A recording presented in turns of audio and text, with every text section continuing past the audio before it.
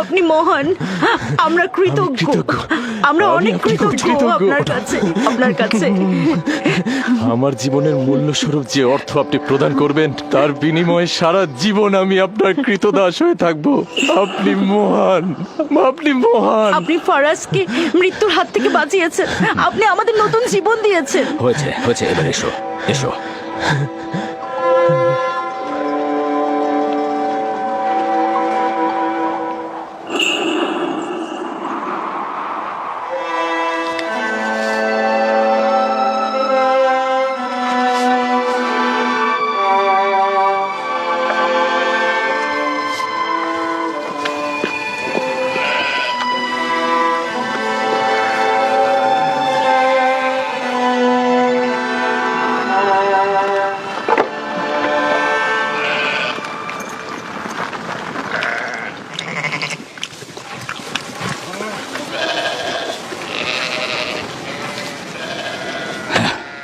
লোকটি আসলেই খুব ভালো, আসার পর থেকে শুধু কাজই করে যাচ্ছে। হ্যাঁ, বছরের পর বছর ইস্তার ফাদ্দান ও ব্যাবলের লোকজনকে অন্যায়ভাবে কোরবানি দিয়ে আসছে। আজ তোমার পিতার জন্য আমি ও ফারাজ বেঁচে গেছি। আপনি ওর জীবন বাঁচিয়েছেন বলেই ও ইস্তার পূজা ছেড়ে এক খোদার ইবাদতে মশগুল হয়েছে। হ্যাঁ, তা হয়েছে রাহেলা। আসলে যখন সে মৃত্যুর হাত থেকে রক্ষা পেয়েছে, তখনই এক খোদায় বিশ্বাস এনেছে। আমাদের মুসাফির কখন পৌঁছবে? খুব শীঘ্রই হে খোদার নবী, বেশি দিন বাকি নেই। বছরের পর বছর তোমার সন্তানের প্রতীক্ষায় রয়েছি। যদি খোদা চায় তো খুব শীঘ্রই এই প্রতীক্ষার অবসান ঘটবে।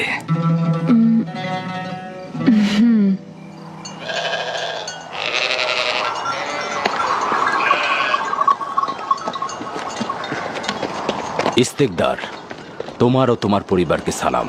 তোমার উপরও দরুদ বর্ষিত হোক ইয়াকুব রাখাল। হ্যাঁ, কৃতজ্ঞতা জ্ঞাপন করছি। মন্দিরে ইস্তারের জন্য খোরমা হাদিয়ে নিয়ে যাচ্ছ? প্রভুদেরকে তো অবশ্যই খুশি করতে হবে, তা না হলে তো এবছর বৃষ্টিপাত হবে না, তাই না?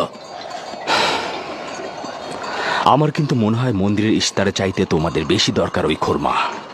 তোমার কাজ হচ্ছে আমাদের খোদাকে অপমানিত করে আমাদেরকে রাগান্বিত করা, তাই তো?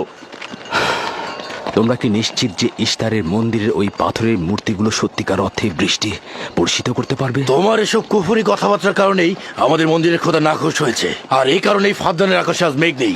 এই ইয়াকুব, ইস্তারের অবমাননা থেকে তুমি নিজেকে রক্ষা করো। চলে এসো, চলে এসো।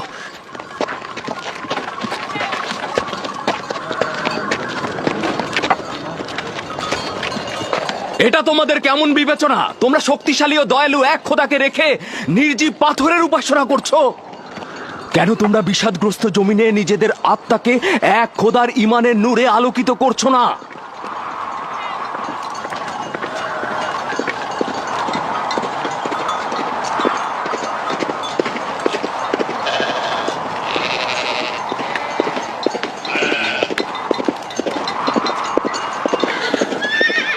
হে মহান ইস্তার ইলাহি, তোমার ফলপ্রসূ এই মন্দিরখানা তোমার শত্রুদের রক্ত দ্বারা পবিত্র করব।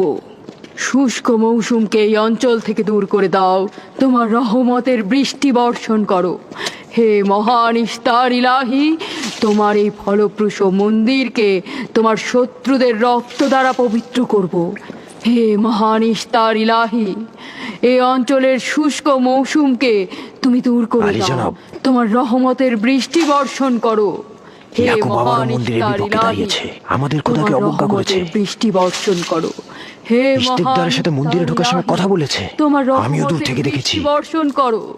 হে মহান ইস্তার ইলাহি, ইয়াকুব হাত গুটিয়ে বসে থাকবে না। ধ্বংস করো, তোমার দুশমনদের ধ্বংস করো, আর ফারদানের জনগণের উপর রহমতের বৃষ্টি বর্ষণ করো।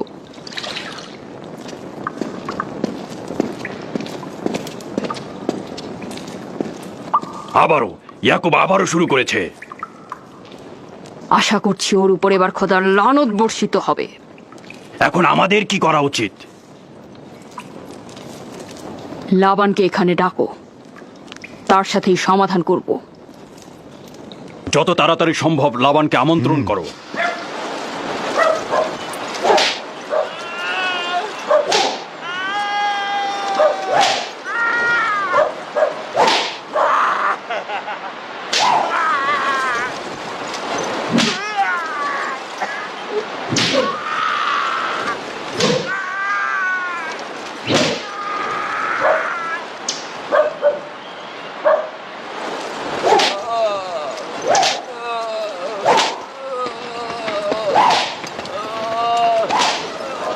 জনাবে আলী, ইস্তার মন্দিরের মহান ধর্মগুরু আপনাকে সাক্ষাতের জন্য আমন্ত্রণ জানিয়েছেন।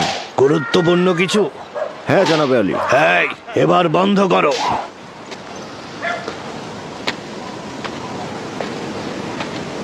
তুমি যদি আবারও চুরি করেছো তাহলে তোর রার আঘাতে আর জীবিত ফিরবে না। আমি কথা দিচ্ছি এমন ভুল আর কখনো হবে না। ছেড়ে দাও একে। এসো।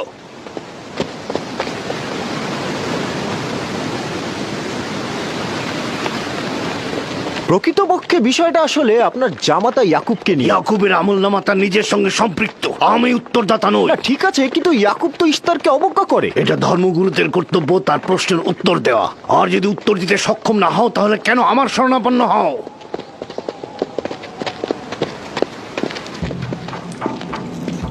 খোদার চাইতেও বড় খোদা মহান ইস্তার রাগান্বিত হয়েছেন। আমি দুর্ভিক্ষ দেখতে পাচ্ছি, যা ফারদানের জনগণের জন্য শুষ্ক মৌসুম আর মৃত্যুর কারণ হতে যাচ্ছে। জনাবে আলী, আমি তার আপনি একটু মধ্যে অপেক্ষা করুন, আমি শোকার্ত ধর্মগুরুকে অবস্থা খবর দেখতে দিচ্ছি। পাচ্ছি। মহান ইস্তারকে সে রাগান্বিত করেছে। এ অপমান ইস্তার সহ্য করতে পারছেন না। কেউ একজন ইস্তারকে খেপিয়ে তুলেছে।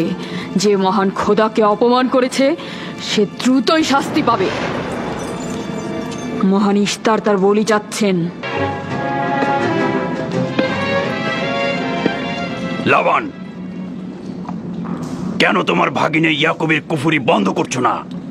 তোমরা তো ব্যাবিলনের জনগণের ইমানের মালিক। তার প্রশ্নের জবাব দিয়ে দাও। আমি তো গভর্নর, ধর্মগুরু নই। কিন্তু সে তোমার ভাগিনা এবং তোমার কন্যাদের স্বামী। আমি ফারদানের শান্তি আর নিরাপত্তায় নিয়োজিত। আমার ভাগিনার কার্যাবলী দেখার জন্য নয়। এই কারণেই তাকে শান্ত করতে হবে। সে ফারদানের শান্তি নষ্ট করছে। ফারদানের শান্তি ফিরিয়ে আনতে হবে। তা না হলে অতি দ্রুত ফারদানের বুকে দুর্ভিক্ষ নেমে আসবে, আর এটার দায়ভার সম্পূর্ণ ইয়াকুবের। কি করে করি বলো? ইয়াকুব এখানে ভেড়া রক্ষণাবেক্ষণের প্রধান ব্যক্তি, অর্থনৈতিক চালিকা শক্তিও বটে। আর ও কিনা হয়ে গেল এখানকার বদখদের প্রধান কারণ। হ্যাঁ, কারণ ও এখনো ইস্তারের কুফরি করেই যাচ্ছে। ইয়াকুব তো ব্যাবিলনের খোদাদের উপর ঈমান আনেনি, কিন্তু তারা তো কিছু বলেনি। ব্যাবিলনের খোদাদের প্রতি ঈমান না আনলেও তাদেরকে কখনো অবজ্ঞা করে কথা বলেনি। কিন্তু এখানে তো সে মহান ইস্তারকে অবমাননা করেই চলেছে।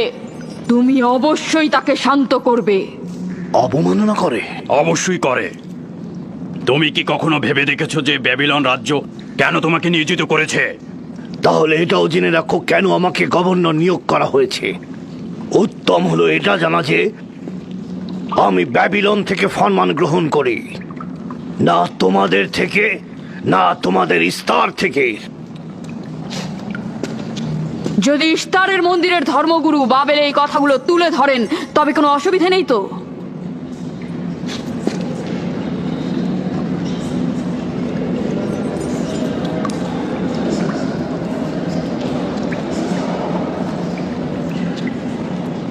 ঠিক আছে, আমি ইয়াকুবের সঙ্গে কথা বলছি। ইয়াকুবকে বলে দেবেন, আর কখনো যদি আমার পরিবারের সাথে ইস্তার নিয়ে কোনো কটু কথা বলে তাহলে তাকে আগুনে নিক্ষেপ করা হবে।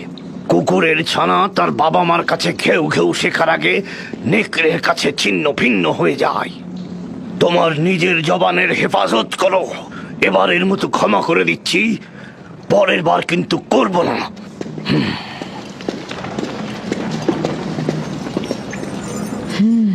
সবাই শুনে রাখো, যদি দুর্ভিক্ষের কারণে আমার ফসল নষ্ট হয় তবে ইয়াকুব আর তার পরিবারের কাউকে আমি জ্যান্ত রাখবো না। দেখা যাক না, একবারই তো কোনো কথা বলে লাভ নেই।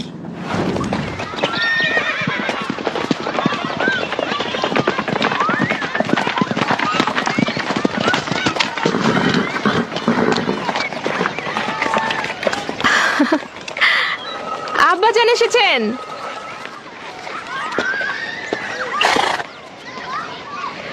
আসসালামু আলাইকুম আব্বাজান। এবার অনেকদিন পর এলেন। সালাম আব্বাজান। কি সৌভাগ্য আমাদের, ফাদ্দান আরামের মহৎ ব্যক্তি দেশের গভর্নর তাহলে সময় পেলেন মেয়েদের দেখতে আসার। এই ইয়াকুবটাকে নিয়ে আর পারি না। কি হয়েছে আব্বাজান? আবারও কি ইস্তার মন্দিরের ধর্মগুরুরা অভিযোগ করেছেন? তার মানে ফারদানের এইসব দাঙ্গা হাঙ্গামা ধর্মগুরুদের ষড়যন্ত্র। ইয়াকুব এগুলোর সঙ্গে জড়িত নয়, তাই তো? আব্বাজান, আপনি খুব ভালো করেই জানেন ইয়াকুব রেসালাত আর নিজের কাজ ছাড়া অন্য কিছুই করে না। কয়েক হাজার বছরের প্রচলিত ইস্তার মন্দিরের সঙ্গে তার কি কাজ? যদি সে এটাই চায় যে সে তার পিতামহের দিন প্রচার করবে, তাহলে সে আমাদের পরিবারের সঙ্গে করুক। কিন্তু মানুষের বিশ্বাসকে কেন অবমাননা করছে? আমার মনে হয় আব্বা আপনি ভুল করছেন। সে অবমাননা করছে না, সত্য প্রচার করছে। আব্বাজান, কিছু মনে করবেন না। ইয়াকুব আসলে এক খোদার প্রতিনিধি হয়ে তার নিয়মকানুন সম্পর্কে জনগণকে সচেতন করে তুলছেন, যেটা তার কর্তব্য বলে মনে করছেন। যেরকম আপনার কর্তব্য ফাদ্দানের জনগণের নিরাপত্তা প্রদান করা। তোমরা তার মতো কঠোর ও বেপরোয়া হয়েছ। আমি যদি চাই দায়িত্ব পালন করতে, তাহলে তোমরা মরুভূমিতে ভবঘুরে হয়ে ঘুরবে। আব্বাজান, আমি আর আমার বোন লিয়া আমাদের স্বামীর দিনে অটল আছি, তাই এক খোদার আইন বাস্তবায়নে আমরা তাকে সাহায্য করেই যাব। তোমরা সবাই দেওয়ানা হয়ে গেছো। তোমরা কেউ আমার অবস্থার কথা চিন্তা করছো না। তোমরা কি জানো, ব্যাবিলনের ধর্মগুরু যদি জানতে পারে আমার ভাগিনা ইস্তারের বিরুদ্ধে অপপ্রচার চালাচ্ছে, তাহলে আমার কি অবস্থা হবে ভাবো। আমি তখন কতটা বিপদে পড়বো। ইয়াকুবের খোদার শক্তি ওই বাবেলের মন্দিরের ইস্তারের থেকে অনেক বেশি। আব্বাজান, আমাদের উচিত হচ্ছে আমাদের নিজেদের খোদাকে ভয় করা, ওই পাথরের খোদাকে নয়। আমার না তার খোদার সঙ্গে কোনো কাজ রয়েছে, না এদের খোদা। শুধু বলবো ইয়াকুবের কোনো অধিকার নেই ফাদ্দানের লোকের কাছে আমার অবস্থান নড়বড় করে দেয়া। কি হয়েছে রাহেলা? রাহেলা, রাহেলা, কি হয়েছে রাহেলা? রাহেলা, রাহেলা, কি হলো তোমার? এমন করছো কেন? আলহামদুলিল্লাহ, মনে হয় সময় হয়ে গেছে। যাও, ধাত্রীকে খবর পাঠাও। আচ্ছা আচ্ছা, যাও। চলো আমরা সবাই মিলে ওকে ঘরে নিয়ে যাই। হ্যাঁ চলো চলো। চলো ঘরে নিয়ে এই যে, যাই ওকে। আস্তে আস্তে। পলাশ, বলুন জনাব। যাও তুমি মরুভূমিতে যাও, ইয়াকুবকে বলো এখনই যেন চলে আসে। খুবই দ্রুত যাও। জি আচ্ছা। আমার ঘোড়াটা নিয়ে যাও।